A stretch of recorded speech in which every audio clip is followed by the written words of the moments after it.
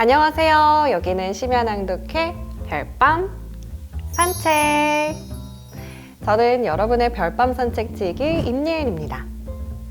여러분, 어느새 연말로 접어들었는데요. 뭔가 한 것도 없는데 1년이 빨리 지나간 것 같다면 아직 한 달이 남았습니다. 이 남은 기간은 독서로 마음을 가득 채우는 시간이 되시면 어떨까요? 자, 그럼 시청자 사연 바로 만나보겠습니다. 경기도 안산시에서 아이디 유가맘님이 보내주셨습니다.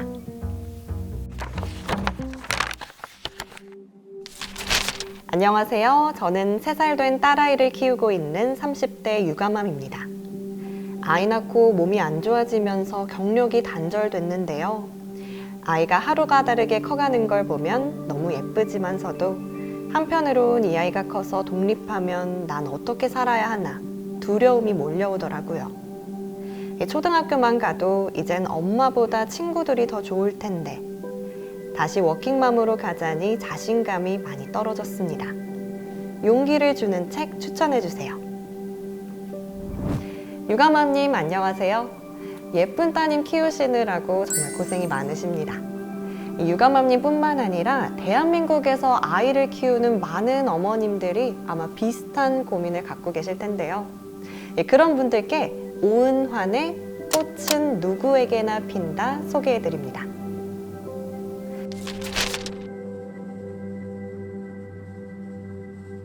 일단 책 제목이 너무 예쁘지 않나요? 꽃이 누구에게만 피는 게 아니라 누구에게나 핀다고 한 문장부터 위로가 되는 것 같습니다. 이 저자는 심리학과 경영학을 전공하고 18년간 소비자 심리와 또 행동을 연구했는데요. 이를 바탕으로 현재는 한 사업체의 CEO로서 회사를 운영하며 강의도 하고 있습니다. 그의 저서는 제목과 표지만 예쁜 게 아니라요. 그 내용도 알짜배기 명언들로 꽉 차 있는데요. 위로를 넘어 도전과 자극을 주고 있습니다. 다 잘 될 거야 라는 막연한 말이 아닌 진짜 나를 찾게 해주고 또 지금 당장 삶을 업그레이드 시켜 나갈 성장 동력을 불러일으키죠. 결코 포기하지 않는 마음을 뿌리 깊이 심어주는 언어. 꽃은 누구에게나 핀다. 지금 들어보겠습니다. 꽃은 누구에게나 핀다.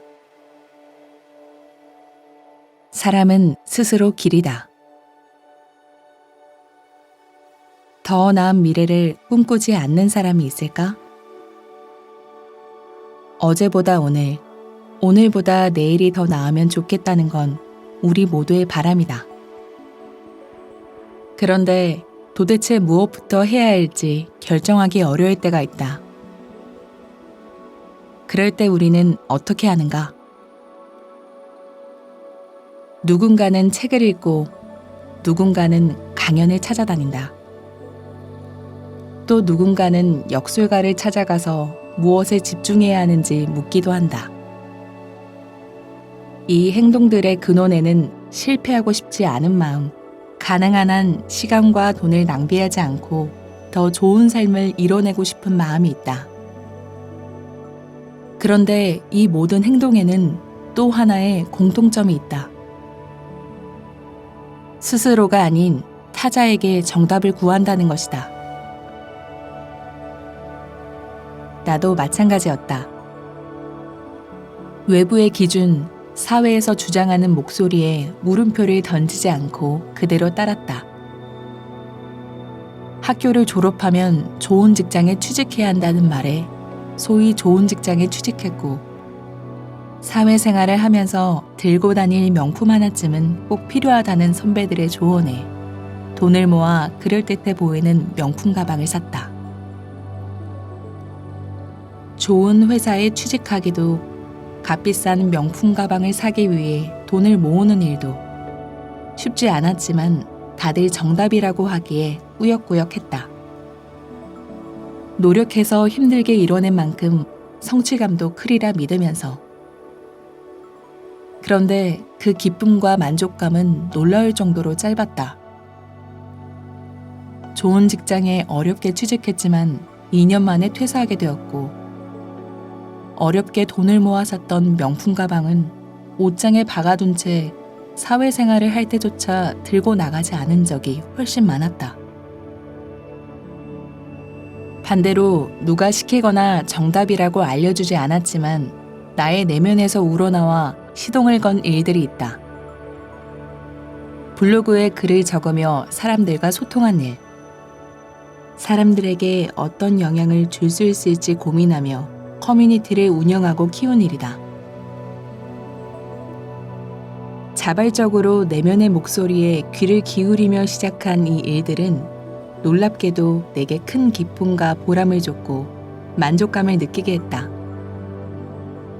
그뿐만 아니라 시간이 지날수록 무럭무럭 성장했고 심지어 10년이 다 된 지금까지도 계속 성장 중이다. 미래에도 변함없으리라는 확신마저 든다. 목표를 세우고 성취했다는 점에서는 같은 행동이었는데 왜 만족감과 지속성이 크게 달라졌을까? 나는 그 원인을 심리학에서 찾을 수 있었다. 심리학에는 동기 이론이라는 것이 있다. 인간이 어떤 활동을 할 때 높은 만족감을 얻고 그 행동을 지속하기 위해서는 외재적 동기보다 내재적 동기가 필요하다는 이론이다. 외재적 동기는 돈이나 물질 혹은 타인의 칭찬과 같이 바깥에서 오는 동기다.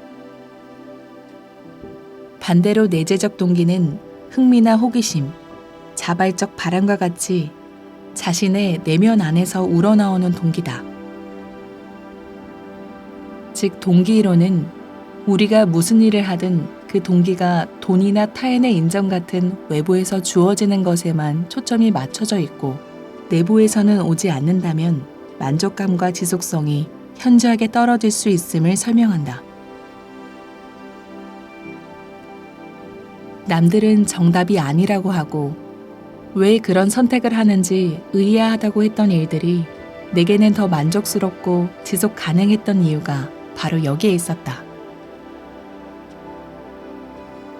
이 깨달음 이후에 더 나은 미래를 만들고 싶다는 생각이 들 때마다 가장 먼저 하는 행동이 바뀌었다.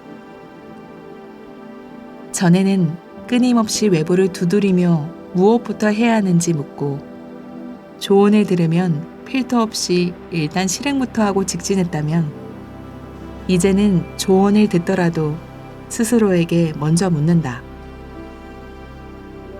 정말 내가 원하는 것이 이 일이 맞나?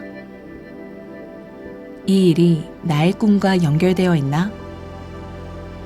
내게 중요한 가치를 훼손하는 행동은 아닌가? 왜 나는 이 노력을 기울이려 하나?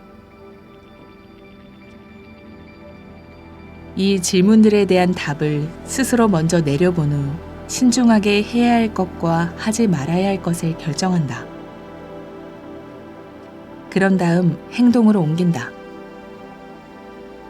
그렇게 내적 동기를 확인한 뒤에 움직이니 삶이 크게 변했다. 시작한 일을 지속하는 힘이 과거와 비교할 수 없을 정도로 커졌고 하던 일을 멈추더라도 이 또한 자발적인 결정이기에 스스로를 비난하지 않게 됐다. 외부의 기준에 의해 끌려다니지 않고 삶을 주체적이고 능동적으로 끌고 나간다는 확신에서 오는 만족감도 매우 높아졌다. 우리가 삶의 방향키를 자꾸만 남에게 맡기려고 하고 타인이 내려주는 결정과 지시를 기대하는 건 어쩌면 너무 자연스럽고 당연하다. 어린 시절부터 그렇게 커왔기 때문이다. 부모님과 선생님은 어린아이인 우리에게 무엇부터 해야 할지 하나하나 결정해줬고 어른들의 지시를 잘 따를수록 우리는 착하고 말 잘 듣는 바람직한 아이라는 칭찬을 받으며 성장했다. 그렇게 어른이 된 우리이기에 늘 해온 대로 외부의 목소리를 듣고 그에 따라 행동하는 것이 편안하고 안전하다고 생각하게 되었는지도 모른다. 심지어 지금 해야 할 일을 어렸을 때처럼 누군가가 결정해줬으면 좋겠다며 그때를 그리워하기도 한다. 그러나 아이 시절은 끝났다. 타인의 조언을 그저 따라가는 길은 우리의 성장을 보장해주지 않는다. 언제까지나 타인이 내려주는 조언과 지시를 그저 목 베고 기다릴 수도 없는 노릇이다. 시키는 것을 잘하는 삶에서 자발적이고 능동적으로 선택하는 삶으로 변해야만 한다. 그렇게 선택의 기준을 옮겨야 우리가 원하는 성장을 오래도록 지속할 수 있다. 그러니 당신이 만약 무엇부터 해야 할까? 어떤 노력을 기울여야 삶이 점점 더 나아질까를 고민하고 있다면 다른 무엇보다도 나 자신과 만나는 노력, 나 자신과 친해지는 노력을 우선순위에 두도록 하자. 이 책을 읽을 때도 다른 책을 읽을 때도 수동적으로 책을 읽지 말자. 나의 생각을 정리할 수 있도록 도와주는 책이라고 기대하며 능동적으로 읽어보자. 스스로의 이야기에 빗대어 생각하고 적용할 부분을 찾으며 생각을 발전시킬 때 훨씬 더 많이 깨달을 수 있고 더 크게 성장할 수 있다.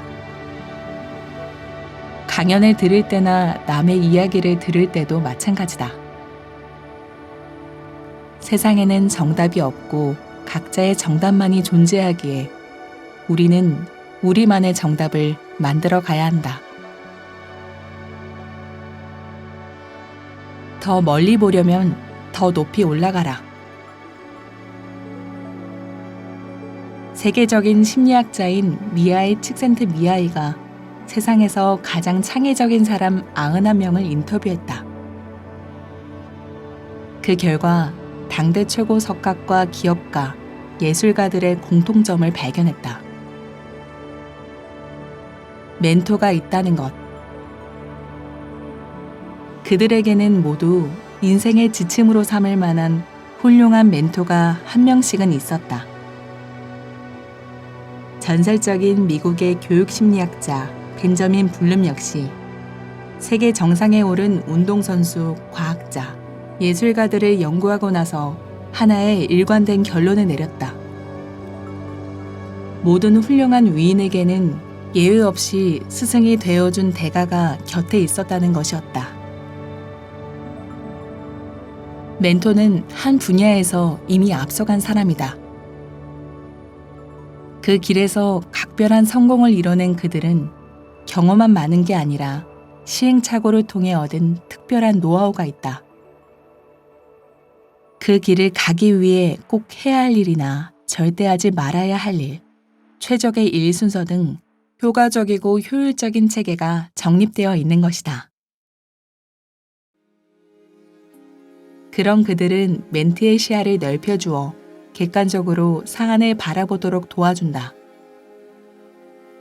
무엇이 더 중요하고 우선되어야 하는지를 일러주어 시간과 비용을 낭비하지 않도록 돕는다.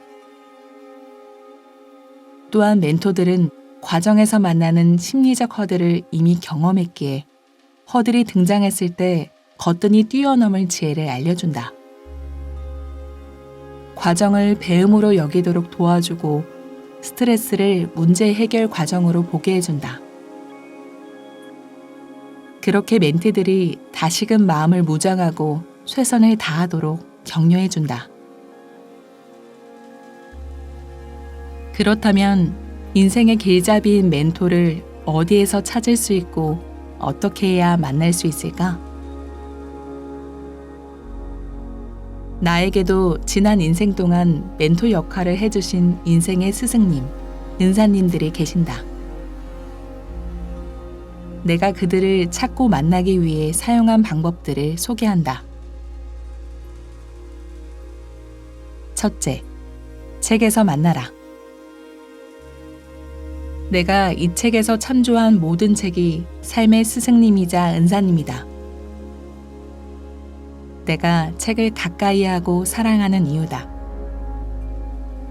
1시간에 1억을 준다고 해도 만날 수 없는 세계적인 위인들. 서점에 가거나 인터넷에 검색만 해도 그들이 독자들을 위해 친절하게 적은 양질의 글들을 쉽게 찾을 수 있다. 언제 어디서나 내가 만나고 싶을 때 만나고 싶은 만큼 반복해서 읽을 수 있다. 비용도 저렴하다.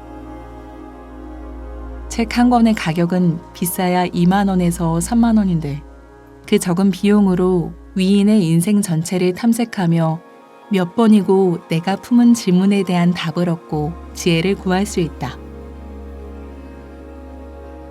둘째, 직접 찾아서 만나라. 가족은 가족이기에 늘 만나서 대화할 수 있지만 피가 섞이지 않은 사회에서 만난 분들을 만나 멘토로 모시기 위해서는 엄청난 노력을 기울여야 한다.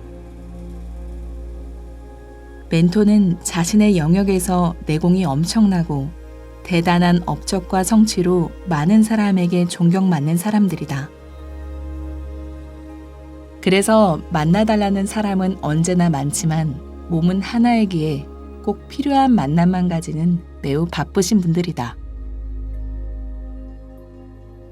그래서 이들을 만나기 위해서는 절실하되 간결히 표현해야 한다. 성공한 사람들은 자신이 가진 그 무엇보다 시간을 가장 소중하게 여긴다.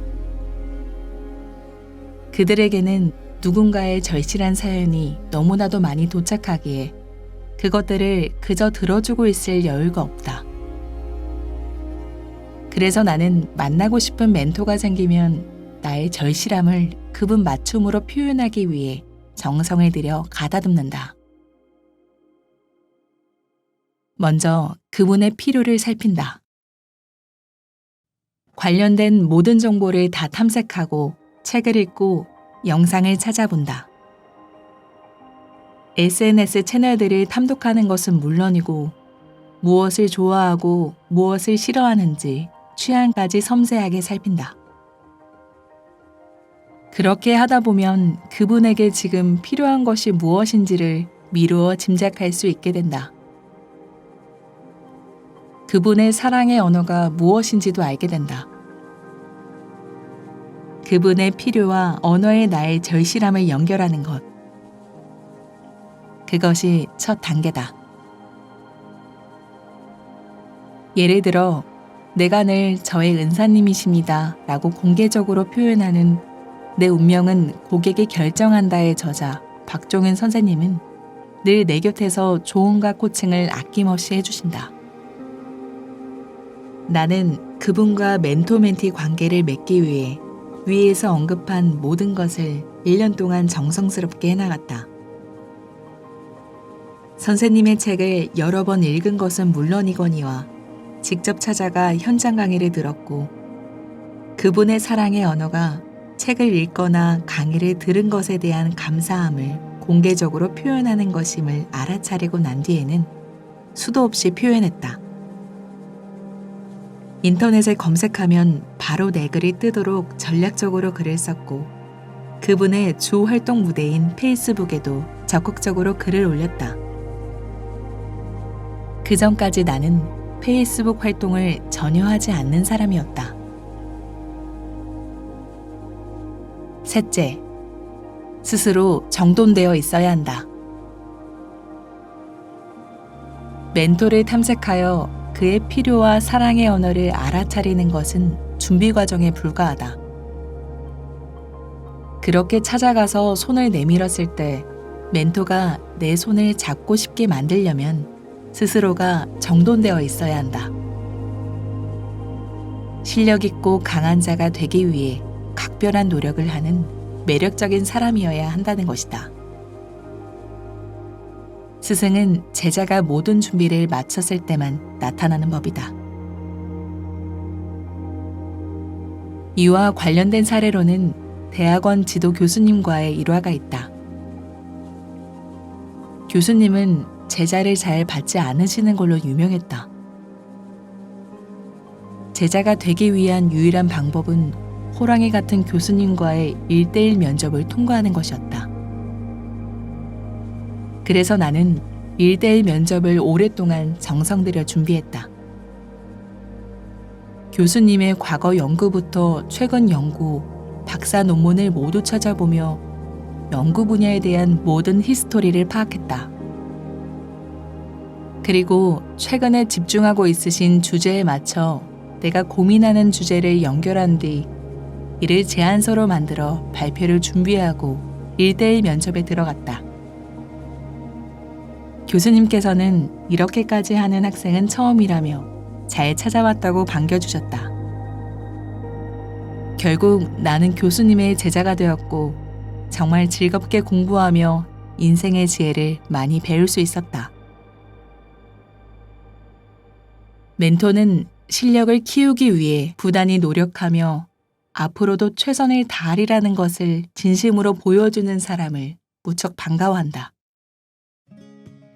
보통의 노력이 아니라 진정성 가득한 노력이라는 것을 알게 되면 반가워하기만 하는 게 아니라 앞으로 많은 것을 함께 해보자고 적극적으로 제안을 하기도 한다. 나도 멘토가 되어보니 적극적이고 열정적이고 실력을 갖추기 위해 꾸준히 노력하는 사람을 만나는 일은 멘토인 나에게도 정말 귀하고 반가운 축복의 시간임을 알게 되었다. 자, 인고의 시간 끝에 멘토를 만났다. 그런데 주의해야 할 점이 있다.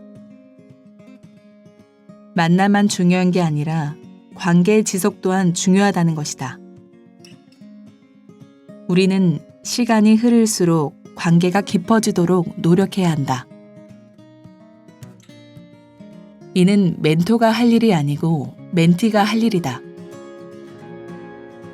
그분들은 나에게 잠시 귀한 시간을 나눠주었지만 시간이 지나면 다시 바쁜 현장으로 돌아가야 한다. 도움을 요청한 것은 나고 그분들은 도움을 준 것이다. 그러니 감사함을 다시금 표현해야 하는 것도 나다. 관계를 지속하고 싶다면 그분들의 바쁜 일상에서도 잊히지 않는 존재가 되어야 한다. 현 시대를 대표하는 사상가 라이언 홀리데이의 말이 이 상황을 잘 표현한다. 그림 안에 머물러라. 바쁜 사람들은 금세 나를 잊을 것이다. 그러므로 관련성과 신선함을 유지할 방법을 찾는 것이 중요하다. 피를 계속 돌게 해야 하는 사람은 멘토가 아니라 나다. 귀찮고 성가신 존재가 되라는 것이 아니다. 그들이 반가워할 만한 배려 깊고 섬세한 사랑의 언어를 반복해서 전하면 된다. 예를 들어 생신이 되면 축하 메시지를 드리고 새해가 되면 시작을 축복하는 메시지를 드리며 스승의 날이면 덕분이라며 감사함을 표현하는 것이다. 좋은 일이 있을 때 그분들을 떠올리며 감사함을 잊지 않고 살아가고 있음을 말씀드려보자. 그리고 때로는 처음 관계 맺었을 때처럼 지혜를 구해도 보라. 무척 반가워하실 것이다. 관계가 이어지도록 노력했다면 다음은 자랑스러운 멘티가 될 수 있도록 노력해보자. 멘토가 우리에게 도움을 준 시간이 낭비가 아니었음을, 가치 있는 투자였음을 느낄 수 있도록 말이다. 멘토에게 가장 큰 선물은 훌륭한 멘티를 만든 훌륭한 멘토라는 명성을 선물하는 것이다. 누군가에게 멘토가 될 정도의 사람이라면 스스로가 훌륭한 사람이라는 자부심, 자긍심은 이미 갖고 있다.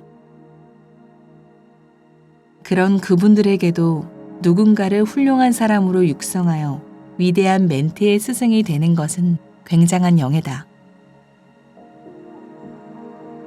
감사하게도 나 또한 해를 거듭하며 성장한다고 시장에서 평가받고 있는데 이렇게 성장하도록 도와주신 분들께 감사 인사를 드리다 보면 그분들께서 나의 성장을 자랑스러워하시고 보람있어 하심이 느껴진다. 앞으로도 그분들께 뿌듯한 멘티가 되고 싶다. 1676년 아이작 뉴턴이 지인에게 보낸 편지에는 다음 같은 문장이 적혀 있다고 한다. 거인의 어깨 위에 올라서면 더 넓은 세상을 볼 수 있다. 자신이 이룬 수많은 업적이 실제로는 다른 사람들 덕분에 가능했음을 말하는 것이다. 혼자서는 불가능하지만 누군가의 도움이 있으면 더 높은 위치로 갈 수 있다. 당신도 당신을 높이 올려줄 책 속 멘토와 실제로 만나는 멘토를 찾길 바란다. 그 관계를 통해 당신은 더욱 크게 성장할 것이다. 그리고 혹시 모른다. 청출 어람이 될지도. 제자가 스승보다 더 큰 업적을 세운다는 것이다. 거인의 어깨 위에서 시작할 수 있는 멘티는 거인보다 더 넓은 세상을 보는 시작점을 갖는 법이니까. 거인의 어깨 위에 올라 더 넓은 세상을 바라보라. 한 명의 멘토만 따르지 말라. 여러 멘토에게 배운 다양한 지혜를 하나로 융합하라. 그렇게 만들어진 독특한 스타일은 당신만의 명성이 된다. 누구나 하는 질문을 멘토에게 묻지 마라. 쓸데없는 질문은 멘토를 도망가게 한다. 스스로 풀 수 있는 질문은 스스로 해결하라. 당신을 알아주는 이가 없는가? 그렇다면 노력이 부족하거나 시야가 좁은 것이다. 단순히 노력하기 귀찮아서 멘토를 원하면 안 된다. 유능하면서도 노력하는 멘티는 드물다. 멘토는 그런 이들을 지나치지 않는다. 하루가 단단하면 삶이 흔들리지 않는다. 나이가 들수록 행복해질까 불행해질까? 나이와 행복의 상관관계를 예측해보라고 하면 대부분의 사람들은 어느 시점부터는 나이가 들수록 불행해질 거라고 말한다. 중년에 가장 행복하고 노년으로 갈수록 행복감이 떨어지는 거꾸로 U자형 커브를 그릴 것으로 예상하는 것이다. 영국 워크대 연구팀이 나이와 행복의 상관관계를 알아보기로 했다. 그들은 전 세계 80개국의 나이별 행복지수를 살펴보고 대조했다. 그 결과 행복감은 오히려 어느 시점부터는 나이가 들수록 증가하는 U자형 커브를 그리고 있었다. 연구팀에 따르면 나이가 들수록 행복해지는 이유는 다음과 같았다.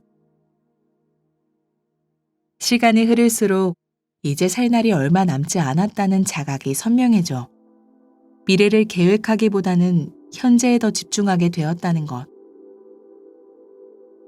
과거에 초점을 두는 삶이나 미래에 초점을 두는 삶보다 현재에 집중하는 삶은 그 자체로 더 행복하고 충족함을 주기에 노인이 될수록 행복해졌다. 후회되는 과거나 불안한 미래에 시선을 두는 것보다 지금 내 앞에 있는 현재에 시선을 두는 것이 더 좋다는 건 익히 알고 있는 사실이었다. 그런데 좋았던 과거를 회상하는 것도 긍정적으로 미래를 기대하는 것도 그저 현재를 주목하는 것보다 더 나은 중심점이 될 수 없다는 연구 결과는 참 신선하게 다가왔다. 현재에 마음을 두는 것이 긍정적인 과거나 미래를 생각하는 것보다도 우리를 더 행복하게 만드는 이유는 현재가 가장 소중하다는 것을 인정한다는 데 있다. 긍정적인 과거에 초점을 두면 현재가 과거보다 못한 것이 되어 상대적으로 현재에 불만족하게 되고 긍정적인 미래를 너무 기대하며 살면 이 또한 현재는 불만족스럽다는 것을 인정하는 꼴이 되기 때문이다. 그렇다면 현재를 온전히 산다는 것은 무엇일까? 혼자 설거지할 때를 생각해보자.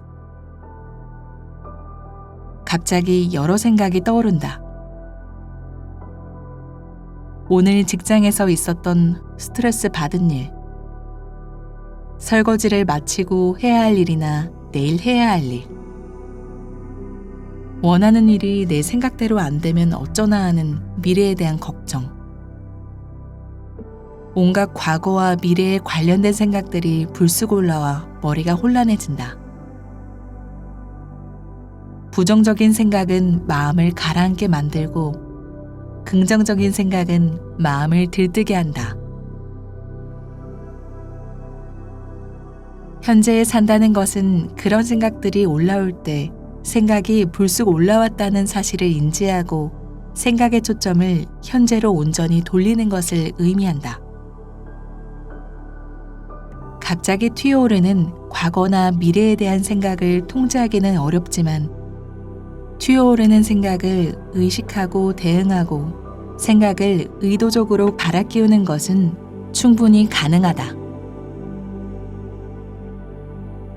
가령 생각의 물줄기를 끊고 지금 내 손 위에 시원하게 뿌려지는 물줄기를 느껴보는 것이다.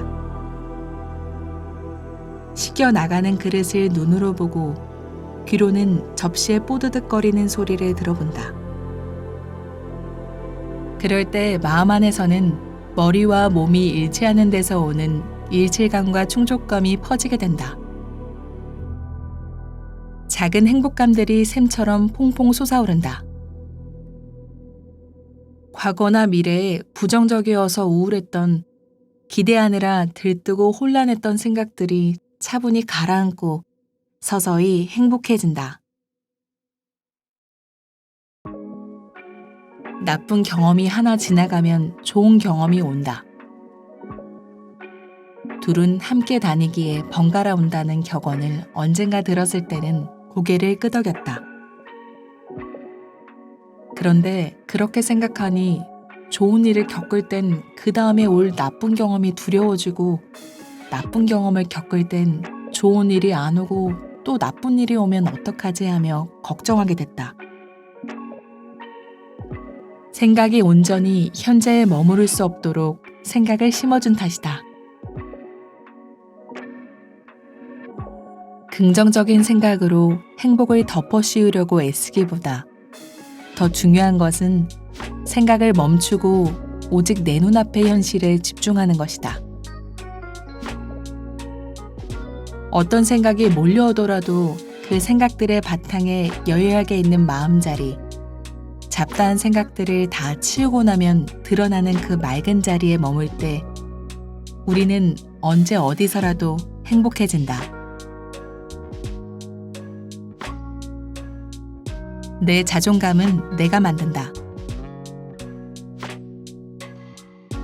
그거에서 돈은 좀 버니? 그 일을 할 시간에 나 같으면 다른 걸 하겠다.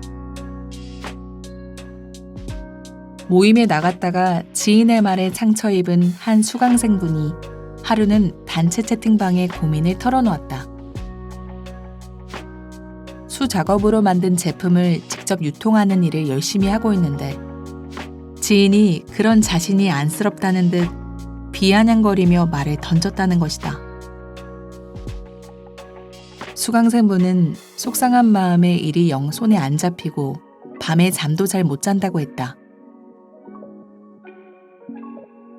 단체 채팅방은 금세 그분의 마음을 10분 공감하는 대화로 가득 채워졌다. 뭐만 하려고 하면 쓸데없는 일을 시작한다고 구박하는 선배. 어차피 도중에 그만둘 거니 괜한 시작도 하지 말라며 면박 주는 가족. 돌아다니면서 길거리에 시간과 돈 낭비하지 말고 아이나 잘 돌보라고 화내는 남편의 일화 등 너도 나도 비슷한 경험을 했다는 이야기가 한참 이어졌다. 응원을 받아도 앞으로 나아가기 쉽지 않은 마당에 애정이 가득한 격려를 보내기는커녕 부정적인 말로 가능성을 제한하며 우리를 힘껏 바닥으로 끌어내리는 사람들은 주변에 항상 있다. 그들이 무심코 던지는 부정적인 말에 가장 크게 다치는 것은 잘해낼 수 있으리라고 생각하는 자신감이고, 더 나아가서는 스스로를 존중하는 마음인 자존감이다. 자신감과 자존감이 다치면 스스로를 의심하게 되며 시도도 하기 전에 단념해버리기도 한다. 나 또한 살면서 주변 사람들에게 자신감과 자존감에 공격받은 일들이 참 많았다. 한 번은 중요한 일을 앞두고 불안한 마음을 지인에게 토로한 적이 있었다. 정말 꼼꼼히 준비했지만 너무 중요한 일이었기에 걱정되는 마음이 사라지지 않아서였다. 지인은 말했다. 넌 생각이 너무 많아서 큰일이야. 그렇게 생각이 많으면 뭘 할 수가 없어. 넌 사소한 일에도 크게 불안해하는 성격 때문에 큰일은 못하겠다. 상대는 툭 하고 던진 말이었지만 그 말은 내게 오래도록 남았다. 그 당시에 그 말을 꽤 심각하게 받아들였던 것 같다. 그 장면을 아직 생생하게 기억하는 걸 보면 말이다. 지금 생각하면 그 말은 오랫동안 곱씹을 가치가 있는 말이기는커녕 가뜩이나 긴장한 마음에 겁만 더 잔뜩 집어먹게 하는 불필요한 말이었다. 어떻게 해야 부정적이고 공격적인 타인의 말에서 내 감정을 보호할 수 있을까? 이 사실을 우선적으로 인지해 두어야 한다. 세상에는 삶을 대하는 기본적인 태도가 비관적이고 부정적인 사람이 있다는 것. 그리고 그 중에는 그 생각을 여과 없이 말로 전달하는 사람들이 있다는 것. 비관적인 생각을 하는 게 습관인 사람들은 당신에게 칠흑같이 어두운 시나리오를 아무 생각 없이 던질 수 있다. 당신의 미래를 진심으로 걱정해주는 마음으로 사려 깊게 조언하는 게 아니란 말이다. 어떤 상황에서든 습관적으로 던지고 보는 부정적인 그들의 시나리오에 듣고 보니 맞는 것 같아. 자격도 없는데 겁도 없이 쓸데없이 하며 자신의 현재와 미래를 비관해서는 안 된다. 자신의 가능성을 남의 말 한마디에 한계지는 함정에 빠지지 말자. 만일 당신이 주변 사람들을 많이 배려하고 그들의 마음을 깊게 헤아리며 말하려고 신경 쓰는 사람이라면 특히나 이 사실을 기억하길 바란다. 남들도 자신과 같으리라 생각하며 상대의 부정적인 코멘트를 나를 위해 진심으로 해준 말이라고 받아들이기 쉽기 때문이다. 상대가 말한 부정적인 시나리오가 매우 개연성 있게 들릴 수 있다. 그래서 마음이 쓰일 수 있다. 하지만 세상에 100% 성공을 확신하며 시작할 수 있는 도전이 어디 있으며 100% 성공하는 선택과 행동만 이어가는 사람이 어디 있는가? 그러니 일이 잘 안 풀릴 거라며 상대가 당신에게 나열한 내용은 리스크에 대단히 예민한 사람이 위험에 대비하는 체크리스트를 주니 고맙다 정도로 생각하며 참고만 하자.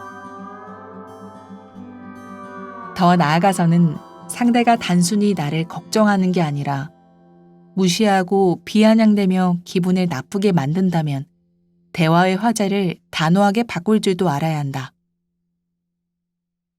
다분히 의도적으로 기분이 나쁘라고 하는 소리를 끝까지 다 들어주며 상처받을 필요는 없다. 우리에게는 스스로의 감정을 적극적으로 보호할 의무가 있다. 상대의 이야기에 마음이 위축되고 자신감이 뚝뚝 떨어지는 느낌이 들 때가 화제를 바꿀 적기다. 내가 하는 그 일은 돈이 안 되는 거 알지? 하며 상대가 비아냥거리면 이때는 맞장구를 치지 말고 너 그때 얘기했던 그거 말이야 하며 새로운 주제로 화두를 바꾸자. 만일 화제를 전환하려는데도 계속 말 돌리지 말라며 재차 날카롭고 부정적인 대화들로 자신의 주장을 납득시키려고 든다면 이때는 그와 거리를 두는 것도 고려하기를 바란다.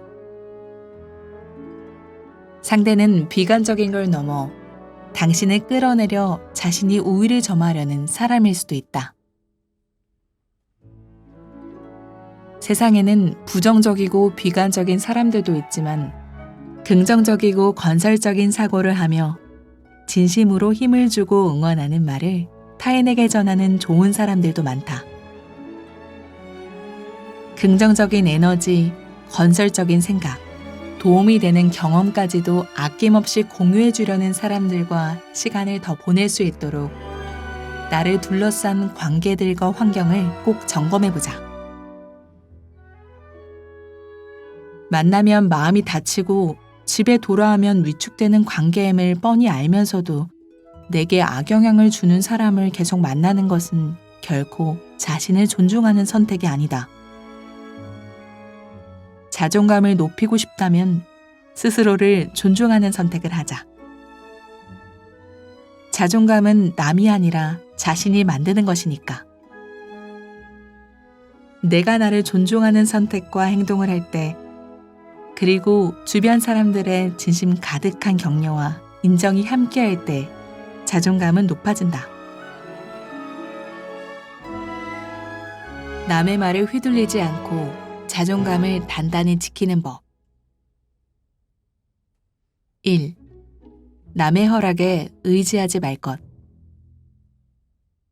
남의 허락을 구하는 건 스스로가 남보다 부족하다고 여기는 것이다. 자신의 결정과 행동에 확신을 갖자. 2. 싫은 건 싫다고 표현할 것. 무례하거나 부정적인 말에는 싫다고 표현하자. 당신을 공격하는 말까지 참고 들어주면 상대는 당신을 그래도 되는 만만한 사람이라고 생각해서 오히려 더한다. 3. 개인적으로 받아들이지 않을 것. 상대의 말이나 행동이 비관적인 건 그의 성장 배경이나 마인드셋 때문인 경우가 많다. 상대의 문제를 자신의 문제로 심각하게 가져오지 말자. 느리게 앞으로 가는 일은 가끔은 지루하거나 힘들 수 있지만 빠르게 잘못된 방향으로 가는 것보다 느리게 올바른 방향으로 가는 것이 우리 인생의 진정한 의미와 성공을 이끌어낼 것이다. 가장 아름다운 때 또 가장 아름답게 우리 별밤님들의 꽃도 활짝 필 겁니다. 그럼 저는 다음 시간에도 좋은 책으로 찾아오겠습니다. 좋은 밤, 별밤 되세요.